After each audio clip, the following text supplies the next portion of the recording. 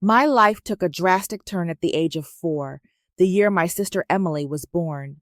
Suddenly, I became invisible in my own home. My earliest memories are filled with the echo of Emily's singing. By 3, she was the star of every family gathering, while I stood on the periphery holding plates of snacks I'd helped prepare. Emily possessed an angelic voice that captivated everyone. My parents, Tom and Linda, were convinced she was destined for stardom. "Carrie, go help your sister practice her scales," Mom would say, without even glancing up from her phone as she recorded yet another video of Emily's performance. "And make sure you've done the dishes first." I was 8 at the time, and Emily was 4. While she twirled around the living room in her pink tutu, I learned to operate the washing machine because Mom was preoccupied with coordinating Emily's singing lessons. "Why can't I go to Sarah's birthday party?" I asked one Saturday morning when I was 12. Mom rolled her eyes. "Because Emily has a performance at the community center, and we need you to help with her costume changes." "But I promised Sarah." "Don't be selfish, Carrie," Dad interjected. "Your sister needs you. She's got real talent, unlike—" He trailed off, but the unspoken words hung in the air. "Unlike me." Everything shifted when Emily was 11 and I was 15. She and her friends went to the mall unsupervised, something I was never permitted to do at that age. They spent hours at the ice cream parlor, indulging in Sunday after Sunday, competing to see who could consume the most. The next morning, Emily awoke with a sore throat, which rapidly escalated into a severe case of strep throat, damaging her vocal cords. The doctor said she might never sing the same way again. I was in the kitchen, immersed in homework, when they returned from the hospital. "This is your fault," Mom shrieked at me. "You're her older sister. You should have been watching her." "But I was doing the laundry and cleaning the bathroom, like you told me." "No excuses." Dad slammed his fist on the table. "You're grounded for a month. No phone, no TV, no nothing. Maybe that'll teach you to take responsibility." That night, lying in bed staring at the ceiling, I made a vow. Someday, I would build a life where I didn't exist in anyone's shadow. I just had to endure a few more years in this house, where I was nothing more than a servant and a scapegoat. The next 3 years were a blur of chores, blame, and silent resentment. Every time Emily got into trouble, sneaking out, skipping class, or using Mom's credit card, it somehow became my fault. My acceptance letter from State College lay on the kitchen table beside Mom's meatloaf. I'd chosen dinner time deliberately, hoping they couldn't easily avoid the conversation. "It's the most affordable option," I explained, keeping my voice steady. "The tuition is reasonable." "We don't have the money, Carrie," Dad said without looking up. Emily snickered. "Maybe you should have developed some actual talents, instead of just doing chores all day." "You could take out a loan for me," I persisted, ignoring her. "I'll write you a receipt, promising to repay every penny once I graduate and get a job. Please, this is important to me." Mom sighed, that weary sigh she'd perfected over the years. "Honey, we're not taking out any loans. College isn't for everyone. Why don't you look for a job at the mall, or maybe that new cafe downtown?" "But I got a scholarship that covers part of the tuition." "I just need help with the rest. I've researched everything, made a budget." Dad's fork clattered against his plate. "We said no loans. End of discussion. Some people are meant for college, others aren't. Accept it and move on." I stared at my uneaten dinner, fighting back tears. Through blurred vision, I saw Emily smirking, relishing the scene. That night, I called my best friend Rachel. We'd been close since middle school, bonding over our shared love of math and our status as outsiders. Me because of my family, her because her Korean immigrant parents owned the popular Golden Dragon restaurant downtown. "They won't help," I sobbed into the phone. "They won't even consider a loan. All these years of straight A's, of doing everything right, and they won't even try." Rachel was silent for a moment. "Come over tomorrow. My parents want to talk to you." The next evening, I sat in the restaurant's office with Rachel and her parents, Mr. and Mrs. Kim, after closing time. They'd known me for years. I'd spent countless afternoons doing homework in their restaurant, escaping my chaotic home. "We've watched you grow up, Carrie," Mrs. Kim said. "You're like a second daughter to us." Mr. Kim nodded. "Rachel told us everything. We will pay your tuition." I started to protest, but he held up his hand. "You will work here part-time after classes. Good wages, flexible schedule, pay us back slowly, no interest. This is an investment in your future." Soon after, I moved into my dorm room at State College. My parents barely noticed my departure. They were too busy planning Emily's big piano recital, their latest attempt to find her a new talent to replace her lost singing voice. I began classes during the day and worked evenings at the Golden Dragon. It wasn't easy balancing work and studies, but for the first time, I felt a sense of purpose, a sense of belonging. I was finally building a life of my own, free from the shadow of my sister and the suffocating expectations of my family. At the Golden Dragon, I learned everything from waiting tables to managing inventory. The call came on a random Tuesday during my sophomore year. I was studying in the library when Mom's number flashed on my screen. For a moment, I just stared at it, my heart pounding. We hadn't spoken in months. "Hey, sweetie," she said, sounding distracted. There was noise in the background, probably Emily practicing something new. "Just checking in. What have you been up to?" "I'm in college," I replied, bracing myself for the inevitable questions about money, about how I was managing without their help. "Oh, that's nice," she said vaguely. "Emily's getting straight A's in her advanced classes. We're so proud. She's really finding herself since, the voice thing. No questions about how I was paying for school. They didn't care enough to ask, and I didn't volunteer the information." The conversation ended as abruptly as it began, with Mom hanging up. During my college years, I only returned home for major holidays. Each visit followed the same pattern.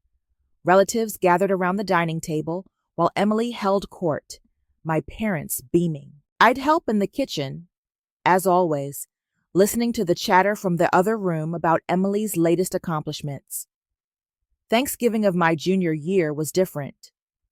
I was setting out the sweet potato casserole when Aunt Susan inquired about Emily's college plans. Mom proudly announced, "We've been saving for years.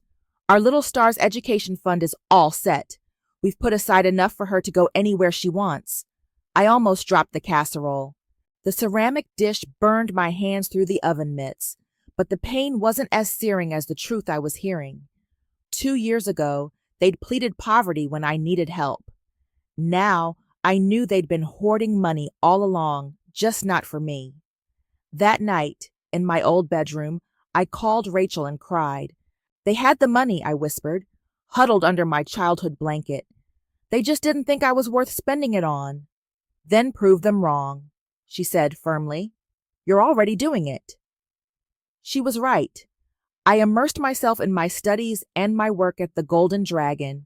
By graduation, I'd not only repaid every cent to the Kims, but had also mastered every aspect of running a successful business. I'd risen from waitress to shift supervisor to assistant manager, all while maintaining a 3.9 GPA. Mr. Kim called me into his office on my last day at the restaurant. "I have a friend at Morgan & Chase Corporate," he said, sliding a business card across his desk. "They need someone smart, hardworking, someone like you." I told him about how you transformed our inventory system, increased efficiency by 30%. He's very interested. A week after graduation, I walked into my new office at Morgan & Chase, wearing a suit I'd purchased with my own money. My desk nameplate read, "Caroline Mitchell, Junior Analyst." Within 6 months, I was leading my own team. By the end of my first year, I'd received 2 promotions and was managing projects that garnered the attention of senior leadership. Christmas arrived again, and something felt off the moment I pulled into my parents' driveway. The house was dark, except for the living room window. No cars lined the street, and the usual elaborate decorations were missing. Mom answered the door in an old sweater, a stark contrast to her usual holiday attire. "Emily's not coming?" I asked, stepping into the strangely quiet house. The familiar aroma of Mom's traditional Christmas roast was absent. "She's celebrating with friends," Mom said, wringing her hands. Their families rented a cabin up in the mountains. Very exclusive.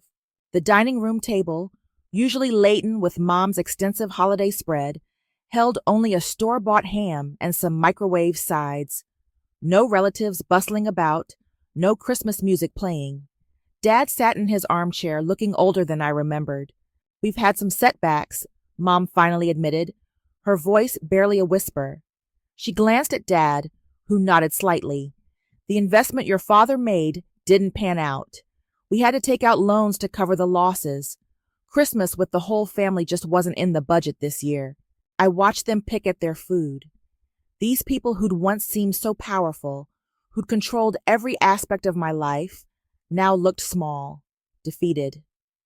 Despite everything, a pang of sympathy resonated within me. "Give me a minute," I said, pulling out my phone. I scrolled through delivery options, thankful for restaurants that remained open on Christmas. 20 minutes, and several $100s later, I'd ordered a feast: prime rib, glazed ham, truffle mashed potatoes, roasted vegetables, 3 different pies. The food arrived in elegant packaging, filling the house with the rich aromas of a proper Christmas dinner. As we ate, I caught Mom eyeing my designer watch, the silk blouse that cost more than their monthly utility bill. "We've been thinking," she said carefully, sharing a look with Dad. "Since you're in such a good position now, maybe you could help us out, just temporarily, until we get back on our feet." I studied them over my wine glass. Part of me wanted to remind them of their words when I begged for college money. Some people are meant for college, others aren't. But I was learning everything at the Golden Dragon, from serving customers to managing stock. One Tuesday during my sophomore year, while studying in the library, Mom's number appeared on my phone. My heart raced as I stared at it. We hadn't communicated in months. "Hey, sweetie," she said, her voice distracted by background noise. Likely Emily practicing something. "Just checking in. What have you been up to?" "I'm in college," I responded, anticipating questions about finances, about surviving without their assistance. "Oh, that's nice," she replied dismissively. "Emily's excelling in her advanced courses. We're so proud. She's truly blossoming since, the vocal cord issue. They didn't inquire about my tuition. Their indifference was clear. I offered no information." The call ended abruptly, Mom hanging up before I could respond. Throughout college, I only visited home for major holidays. Each visit was identical. Relatives gathered around the dining table, Emily dominating the conversation, my parents radiating pride. As always, I assisted in the kitchen, overhearing Emily's latest achievements from the adjacent room. However, Thanksgiving during my junior year felt different. While preparing the sweet potato casserole, I overheard Aunt Susan asking about Emily's college plans. Mom proudly declared, "We've been saving diligently. Our star's education fund is substantial enough for her to attend any university she desires." The casserole nearly slipped from my grasp, the heat searing my hands through the oven mitts.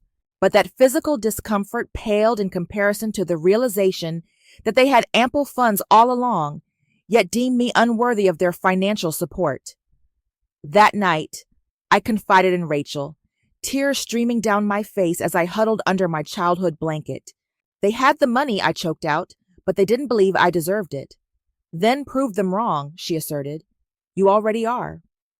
Fueled by her words, I dedicated myself to my studies and my work at the Golden Dragon. By graduation, I had not only repaid the Kims in full, but had also acquired comprehensive knowledge of running a thriving business. I had progressed from waiter to shift supervisor to assistant manager while maintaining a 3.9 GPA. On my last day, Mr. Kim summoned me to his office. A friend of mine at Morgan and Chase Corporate, he began, sliding a business card across his desk, requires a bright, dedicated individual, someone like you. I described your remarkable improvements to our inventory system, a 30% efficiency increase. He's highly intrigued.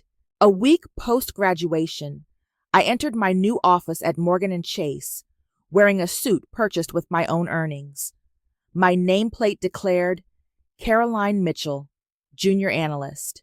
Within 6 months, I led my own team. By year's end, 2 promotions later, I was managing high-profile projects that caught the attention of senior management. The following Christmas felt ominous from the moment I arrived at my parents' home. The house was unusually dark, devoid of festive decorations and parked cars. Mom, dressed in a simple sweater instead of her usual holiday finery, answered the door. "Emily isn't joining us?" I inquired, stepping into the eerily quiet house, noticing the absence of the traditional Christmas roast aroma. "She's celebrating with friends," Mom explained nervously, wringing her hands. Their families rented a luxurious mountain cabin. The dining room table, typically overflowing with Mom's holiday feast, held only a store-bought ham and microwaved side dishes. No relatives, no festive music. Dad sat in his armchair, appearing older than I recalled.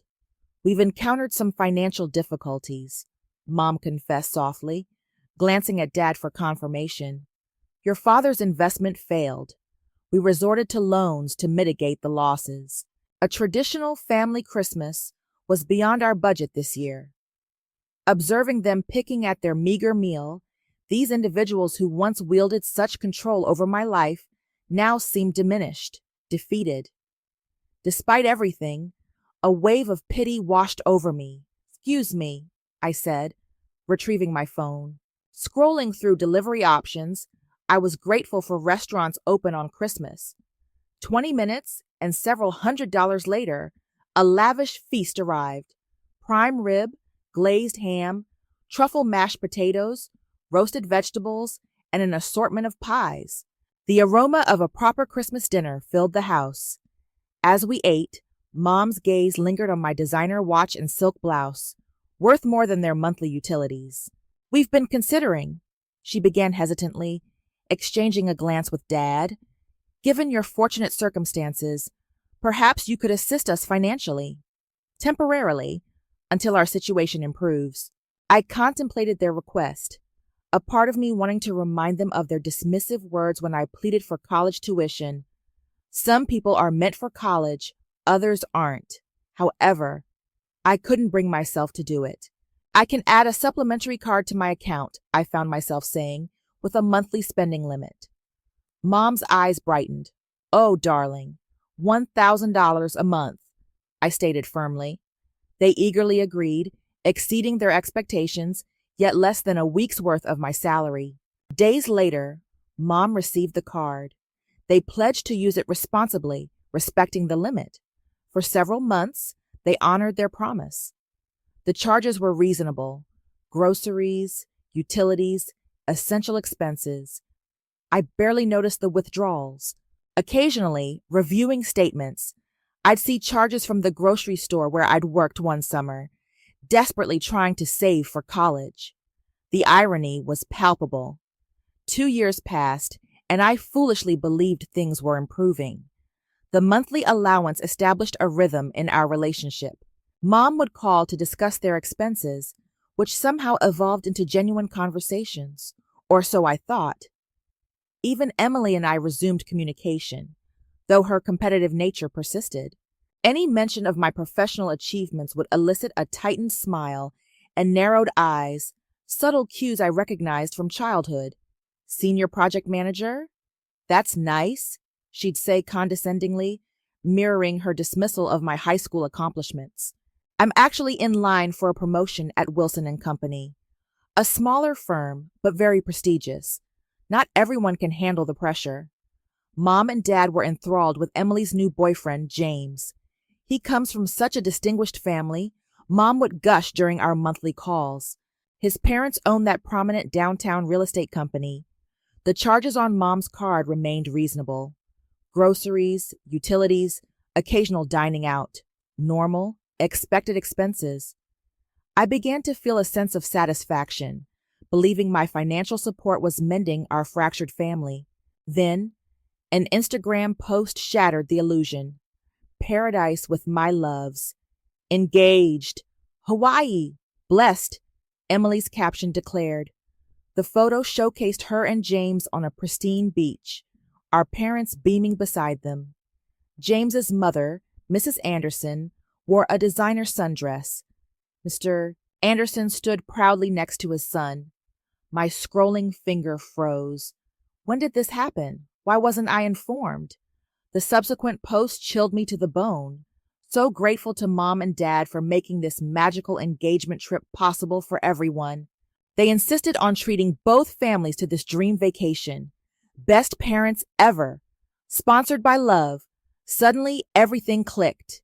My hands trembled as I opened my banking app. There they were, exorbitant charges on Mom's card, far exceeding the limit. 6 round-trip first-class tickets to Honolulu, $12,400. Grand Wailea Resort, 3 ocean view suites for 7 nights, $18,600. Welcome dinner at Morimoto, $2,800. Couple spa treatments, $4,200. Sunset sailing excursion, $600. Private beachfront dinner, $30,500. They had secretly funded a lavish family vacation with my money, a vacation I wasn't invited to. They had orchestrated an extravagant engagement celebration for Emily and her future in-laws, excluding the person footing the bill. My hands shaking violently, I dialed Mom's number. 1 ring, 2 rings, 3. Hello?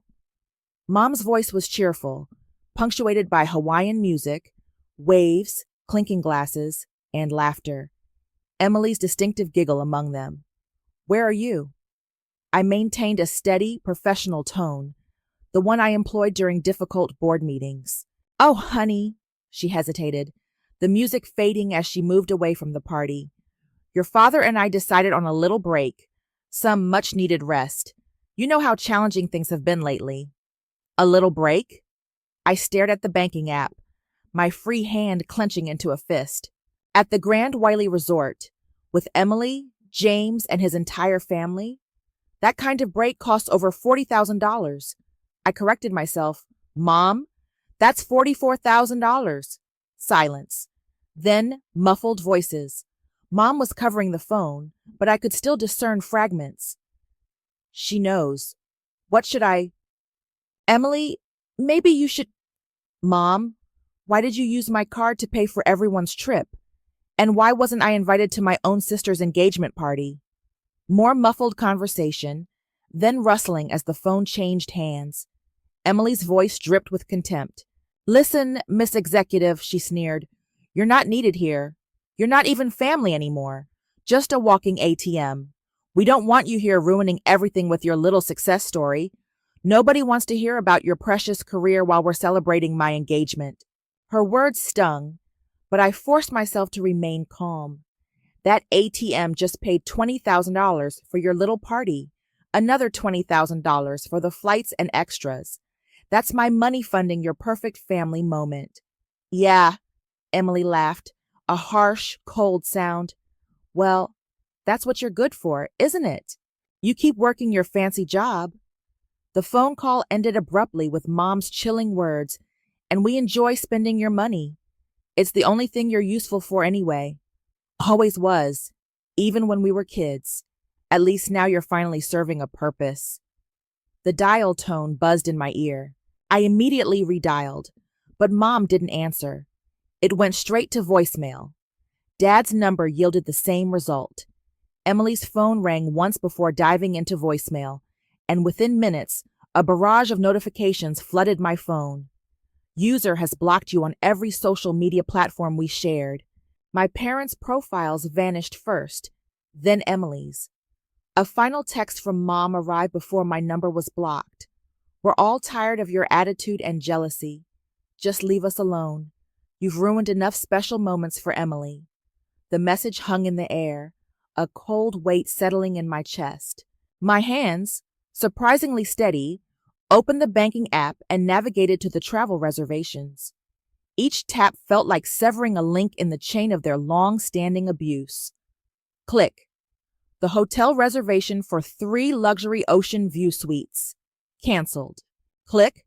The couple's massage packages and sunset sailing excursions. Canceled.